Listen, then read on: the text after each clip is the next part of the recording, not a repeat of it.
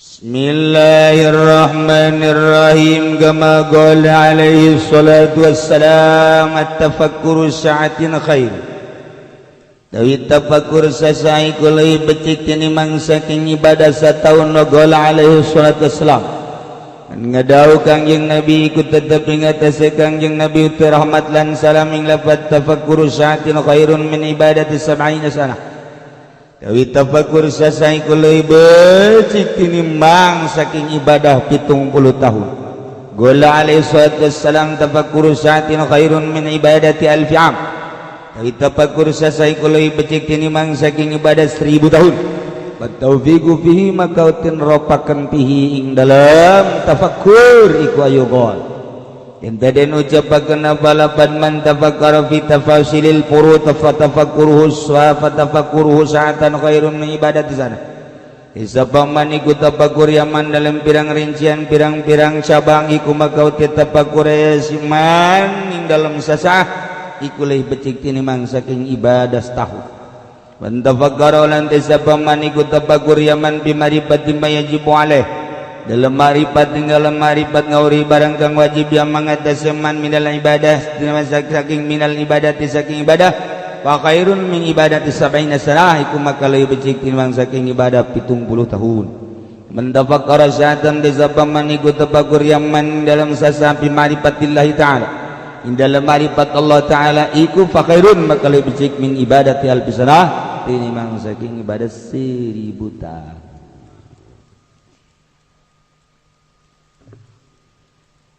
Cik Gusti Allah hadis qudsi nu dijelaskan ku Kangjeng ana inda dhanni abdi bi wa ana ma'ahu hina yadhkuruni. Kaula mah kumaha sangkaan hamba kaula ka kaula. Sangkaanana deket kula deket, sangkaan bareng kula bareng, sangkaan dunia aya jauh kula. Sangkaan dunia eueuh kula aya deket. Wa ana ba'awina yadhkuruni kuring bareng jeung hamba waktuna hamba inget ka kaula tergantung inget-ingetna. Di mana ingetna di jero hate zakartuhu fi nafsi. Di mana ingetna di jelema loba zakartuhu fi malail asana minhu. Jadi manusia dengan tafakkurna beda-beda. Fal muradu minhum ban fi wujudil insan. Jelema anu wujud nama manusia wahwa ilmu tafakkur eta ilmu tafakkur tergantung pemikiran-pemikiran. Urang ngahiji ku ari di dieu pemikiran kan beda-beda. Aya anu di jero majelis mah di jero majelis bae ngadengekeun ngaji. Tapi pemikiran kana usaha mah usaha bae di dinya makomna. Lamun jelema teh orenganan dina jadi pamarentah bergelut di politik atuh makomna di dinya ngaji mah ngaji bae orenganan mikiran nama politik bae. Okos jelema boga hutang eueuh jang mayar kajen di bank balerkeun ka mamana ge kadinya deui. Hutang deui. Ngalamun deui. Teu bisa henteu kajen ku Pak. Okot jelema jatuh cinta kajen di bank balerkeun ka mamana ge tah hunung nu dihandapeun bibir kadeuleu bae. Hunung. Ngobrol sakedeung ke ngahuleng, ngobrol ke sakedeung ke ngahuleng. Ngobrol ke naon ke ngahuleng deui. Wih, eta bibir terbayang-bayang. Masyaallah. Terasa dunia ini milik kita berdua. Insyaallah. Masya Allah. Yang lain cuma ngontrak. Allah hari. Di jero hatena apapun yang terjadi akan aku laksanakan. Gunung yang tinggi akan kudaki, lautan yang luas akan kuseberangi demimu. Oh, pohara jasa. Engkau jangan cangcaya. Apa itu cangcaya?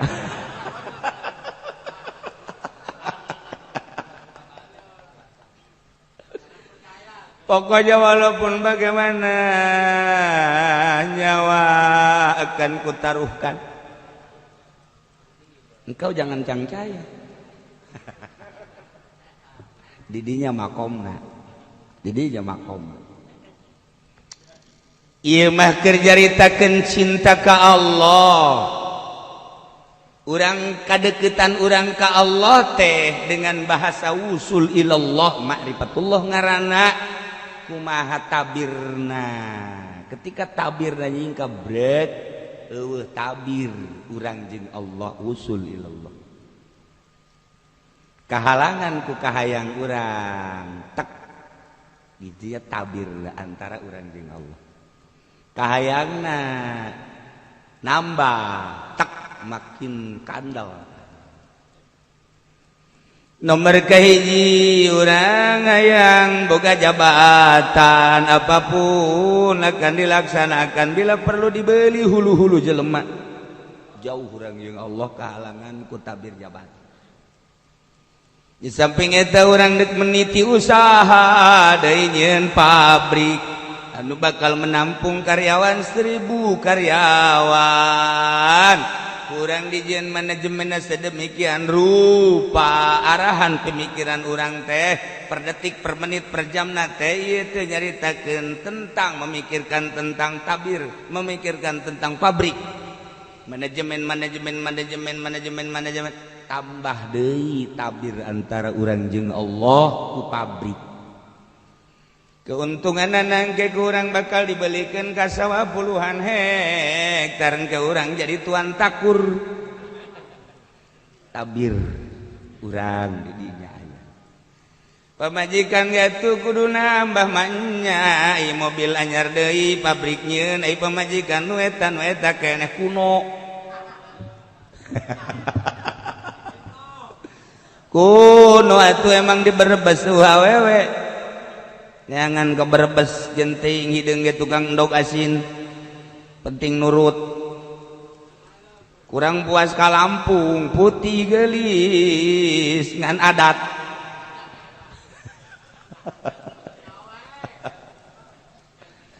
Nah, tabir urang seperti keur jaritakeun tabir. Terlalu luhur tambah berendanan kurang mah nu handap bae deuh hayang meuli samping bagus. Allah kahalangan ku kahayang samping. Deuh hayang meuli baju bagus, deuh hayang meuli jas. Tabir. Ulah aya kahayang gerage picen set arahan. Dengan gua apa aku? Renungkeun ku urang lamun cekang jeung nabi dunia teh ieu teh horenganan fana. Kunaon di hati aing resep kana dunia pajiin jiin atuh aing jeung ucapan Kangjeng. Jelema nu cinta dunia mah moal usul ilallah usahakeun ku urang awak. Sia kunaon resep bae kana dunia teu meunang manggih motor mobil resep bae manusia makhluk resep bae aju sia aya resep kos kitu makan sia engke menikmati engkena ka dituna teu meunang aya jelema hayang diwadoh-wadoh wadoh Haji Pendi kabeli di mobil tah wadoh Haji Pendi mah keren nah waduh Haji Pendi mah hebat ya nah Gus siapa dulu dong nah didinyala tabirna antara Haji Pendi jeung Allah datang ka paeh kahalangan Allahna mantak meujeuhna di ka jahanamkeun bidadari ge kageteun aya nyana di sorga tidak layak kayaknya orang gini masuk sorga saya enggak mau meladeni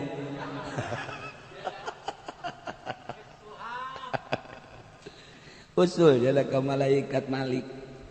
Malaikat Malik mohon supaya diterima ini warga surga yang harus pindah ke warga neraka. Emang kenapa? Oh, malaikat Ridwan juga di sana udah enggak ngeruin kayaknya.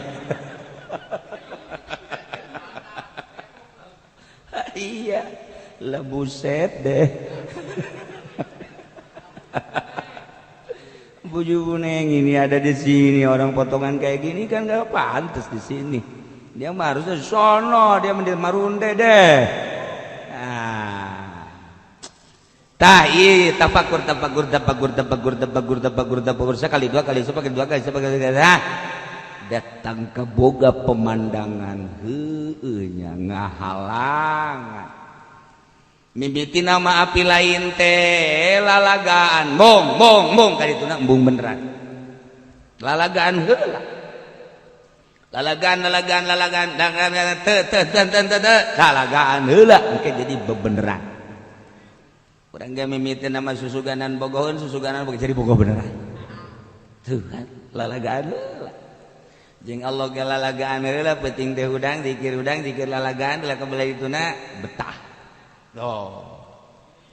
Nah iyalah jadi pal muradu minhum do dimaksud tinu kabeh tadi man fi wujudil insan manusia wujudna jelema wujudna manusia tetapi tergantung wahwa ilmu tafakur di jero tafakurna kumaha wujudna manusia tapi tafakurna kumaha aya di tafakuranana di dinya lah makom jelema teh dina tafakurna pemikiran anak sok gerage pemikiran eta lah tak wujud manusia tapi pemikiran anak garong wujud manusia tapi pemikiran anak mau wujud manusia tapi pemikiran anak buaya darat siak ke buaya darat ngarayap buaya mangarayapna di leuweung sia mah dibujal ibu buaya darat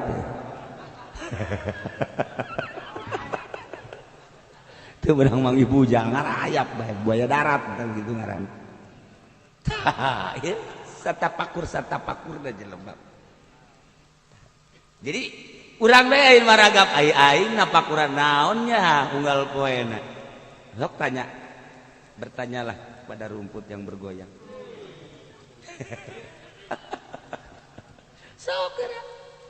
bertanya orang ke diri orang saya sudah tapakuran ku sia awak naon pemikiran sia sebenarnya naon hayang naon jeung pagawean sia naon hayu jawab ku sia sorangan goblok meureun sia siapkeun ku urang hoe goblok ge sia ieu paing dihajar sia paing hayu sia di ka mana sia ieu hoe ieu goblok awas sia ieu dikaceulikeun suka ieu nyeri sia ge hayo sia lalaga awak urang man ki wujudil insan wa huwa ilmu tafakkur ieu maki cakang jeung nabi tafakkur satin tafakkur sajam teh leuwih bagus tibatan ibadah satahun tafakkur sajam leuwih bagus tibatan ibadah terus bae satahun teu eureun-eureun jeung tafakkur sajam hebatan tafakkur sajam.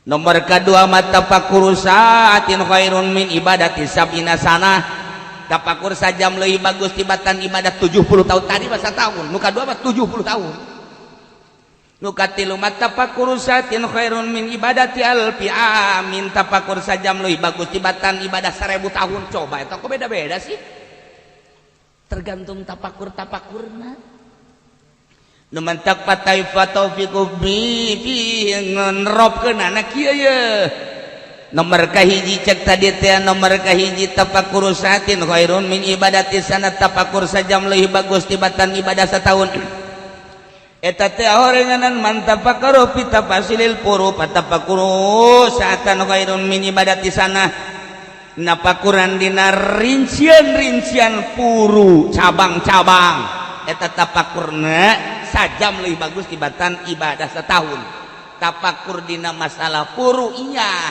iki tafakuran kurang tentang cai tafakuran tentang praktek wudu tafakuran tentang syarat jeung rukuna tafakuran kurang salat rukun-rukun jeung syaratna geser-geser kurang mun kitu aing bakal nasah mun kitu bakal teu sah lamun kitu bakal na afdol mun teu kitu bakal kurang afdol kurang ngarawudu cek heula caina dicek heula tafakuran kurang cai ti mana ieu aya di dieu dipake kurang pake susu cititah kusaha ieu teh kemudian carana kumaha ieu teh sanggeus teh urang wudu sesuai sah tah henteu ketika orang sah ieu makom urang tadi mah urang boga hadas ku ari mah urang suci dapakuran bangsa puru-puru inya tah napakuran kos kitu leuwih bagus tibatan ibadah setahun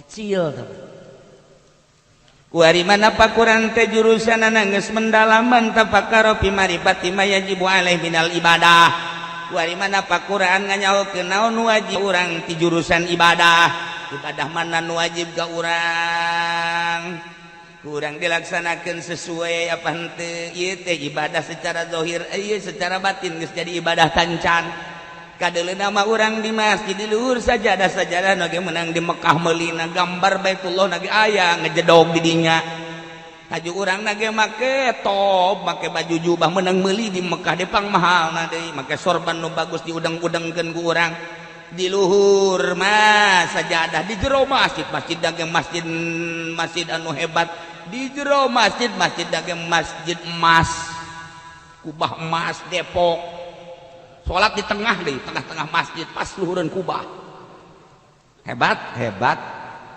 aing ieu asup salat henteu sicak Allah kumanduza mah tuh Haji Pendi keur salat korenganan di jero nama keur hayang kalem ku makhluk yo aing yo hebat yo tuh salat apa itu mana ketentuan jeung keharusan dimurnikeun ku urang Gusti secara zahir mah abdi teh salat ieu teh secara batin mah meureunana abdi teh can kaasup salat ku Gusti ketika abdi iyyaka na'budu wa iyyaka nasta'in abdi ka Gusti unggul ibadah ka Gusti unggul api nyuhunkeun tulung ketika urang masih keneh dagang cek Gusti Allah kadzabta bohong sia cenah ka aing ibadah ya ka aing masrahkeun kos sia dagang kadzabta bohong sia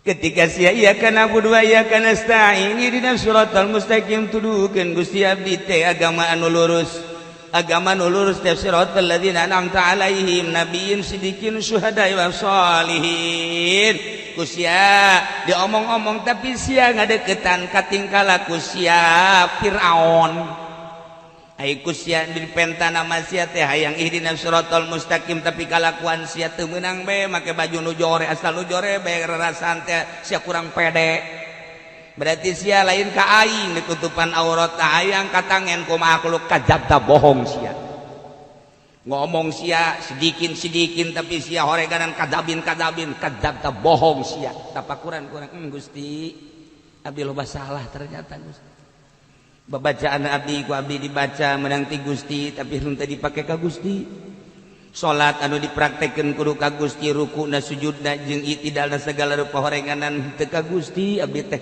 ditapakuran kurang loba kasalahan nu kamistian-kamistianna me horeng ibadah teh lain kitu Gusti deuk ka Gustikeun we Gusti dimbulit-bulit dimurni-murni dilempeng-lempeng geus atuh berarti kuncina mah ulah hayang resep ka manusia ulah resep kana dunia ka Gusti bae sebab dunia eta lah nu bakal ngacak-ngacak antara urang jeung Allah makhluk anu bakal ngacak-ngacak antara urang jeung Allah nafsu ngacak-ngacak antara urang jeung Allah Gusti tapakuran kurang dimurni-murni tah lamun tapakuran kos kitu eta sajam bae khairun min ibadati sab'ina sana lebih bagus dibatan 1000 tahun 70 tahun lamun tapakuran dina marifatillah marifat ka Allah wa ka Allah Gusti korenganan sakabehna pagawean teh nu Gusti ketika abdi ngaku-ngaku berarti abdi musyrik marifat ka Allah mah gitu nyaritakeun urang syariat fikih musyrik teh ketika jelema nyembah ka lain Allah musyrik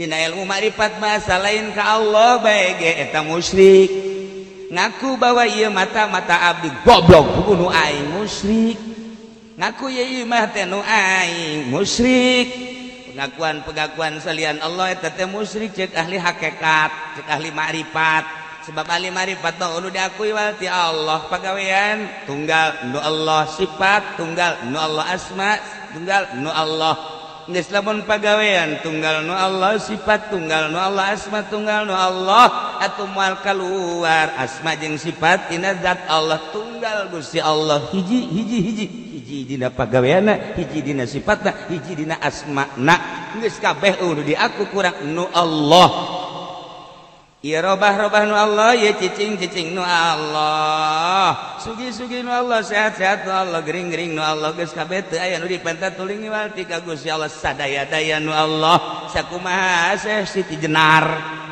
kabeh nu Allah ki halaj nu Allah ma fi jibati ilallah geus Allah Allah Allah Allah hiji be Allah Allah Allah Allah. Nah lamun tafakuran soal eta kakarak eta tafakur saatin tafakur sajasa saah khairun leuwih bagus min ibadati alfisanati timang saking ibadah 1000 tahun. Nu mantak di mede sunan thayyib nya nama gawena teh ngaringkuk bae ngaringkukna diandapeun bedug nu mantak disebutna mede ongkos iki mede merongkol. Tapi horeganan ibadah lamun ditimbang nyana jeung jelema 1000 tahun nyana morongkol masigana morongkol. Dumantak sing hadap saya kieu morongkol eta ge sarua mending digujubarkeun.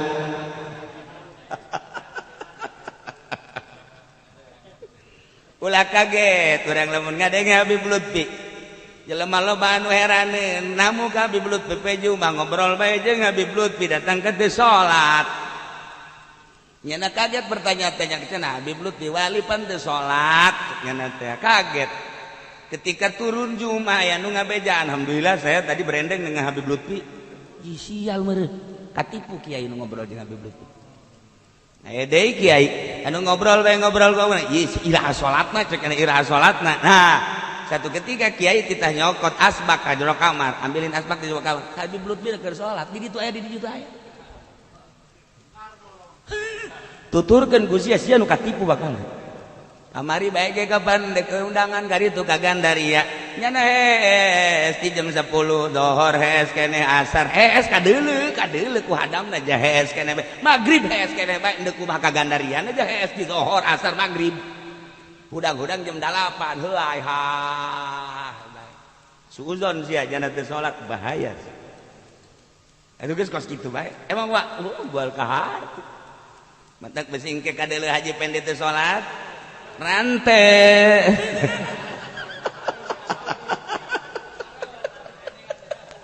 rante bae dijamin ku kula nu nitahna ge kula namun langsung rantek cenah kiai besi katulah ajeun aing mah nyahot katulahna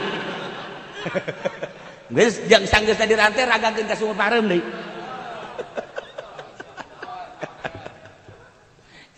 emang ku bagus Gus Dur mantak diisukeun dina koran urang inget bae kegedean perut tidak salat lantarannya waktu di Australia bareng jeung sababaraha kitu penulis naon gara-garana wartawan itu nyaho cicing hartawan warta payah anak buah ya Haji marahan nu salah. Nah diberitakan Gus Dur sudah tidak sholat lagi karena kebesaran perut beres kan sebab naon nyana di Australia selalu mendampingi dohor asal maghrib tidak sholat dohor asal maghrib tidak sholat ketika kapanggih jeung salah saurang anu selalu bareng jeung Gus Dur di hotel sholat bae bingung nyana Masya Allah ketika berbarengan kiai mah sumaot di Kerapyak sedangkan nyana wasiat ingin diimami oleh Gus Dur masih kena ya di Australia kuabeh bingung ini wasiat saya ingin diimami oleh Gus Dur karena Gus Dur di ditu bingung udah tidak mungkin terjadi marilah kita laksanakan sholat mayit Gus jejer kabeh pas ditunjuk imam Gus Dur assalamualaikum maka sendal cepit sebelah lain sebelah alal hak lain lalagan sendal jepit sebelah lain assalamualaikum langsung Gus Dur kaharep teu dititah deui sebab lawan geus jambung rohna nya nama tuh geus teu diberitakeun deui langsung sholli ala hadzal mayit arba'atan imaman Allahu akbar masyaallah teu gideug kabeh loba nu teu sah salatna lantaran mikiran isis Gus Dur asli lain seperti itulah Gus Dur diomongkeun dijeljele dijojore apa marah moal sebab waktu saya dijelekin mungkin kelihatannya seperti itu teu marah asli mah lamun wali nu asli digogoreng moal marah sebab katembong kunyana nu jorena lamun lain wali marah Boy Haji Pendi gak sholat, hei goblok sia ajar teu sholat aing tolol baguran sasia sholat jeung aing hayo sia mah subhana rabbiyal a'la ngan 3 aing mah 21 goblok beureun tungtungna mah ribut sholat Gus Dur jojore kok maneh Habib Lutfi kuari jojore moal marah sebab naon penglihatan sieu mah kieu penglihatan sieu mah kieu lain-lain pokoknya mual kaharti kawari deka Gandaria lohor hees asar hees maghrib hees hadamna neuleuh ieu dek acara ka Gandaria oh tidur we asa anu wani ngahudangkeun Habib Lutfi oh wani atuh emang si ieu dihudangkeun si ieu mah mun hees ngahudangkeun ge make suku hoi nya suku nya bodem euy hudang ya hudang Habib Lutfi anu wani hees bae teu salat zuhur asar maghrib sehingga ada di lain tempat deuleu aya eueuh geus kos kitulah wali Allah hese anu nya nama lamun keur puyeng-puyeng hayang kapanggih jeung Kangjeng Rasul ada hese kan geus rindu jasa ka Kangjeng Rasul ngoncian maneh tek kapanggih jeung Kangjeng Rasul walaupun mimpi poha kuari kapanggih jeung Syekh Maulana Hasanuddin bebejakan ke kula saya ketemu dengan dan lain-lain sebagainya. Kapanggih jeung nu kosdar itu. Saat Habib Lutfi nyaritakeun kapanggih jeung Syekh Maulana Hasanuddin, ieu kapanggih jeung genderuwo. Tanpa tukang-tukang eta urusan. Poen kabehan-kabehan bae. Nya namanya bae. Nailah keur carita tafakur di mana orang kuari posisi orang di dinya maka kurang wujud insan man fi wujudin insan manusia jelema keneh dahar nakur pakaian nakur dan lain sebagainya tapi pemikiran beda-beda di dinya lah pangkat-pangkat manusia pada hakikatna ieu mah halu tajalli kabeh ge kapan ieu tajalli Allah emang lain nang Allah ngayakeun nang Allah eta demo lain nang Allah tajalli ari eta Ahok kos kitu lain Allah nang Allah ditajalikeun deuk kumaha aya hikmah jeung rahasia deuk memperlihatkeun datang ke mana ulama-ulama Allah menyikapi soal eta aya anu jelas-jelasan aya anu semu-semuan aya anu jelas-jelasan nang tanganana satu sosok manusia nu ditajalikeun ku Allah kos kitu wah merambah ka mana-mana jain Allah bae nu menilai urang ge bisa menilai kieu itu mah bener kieu itu mah salah kieu itu mah jahanam atuh dak Allah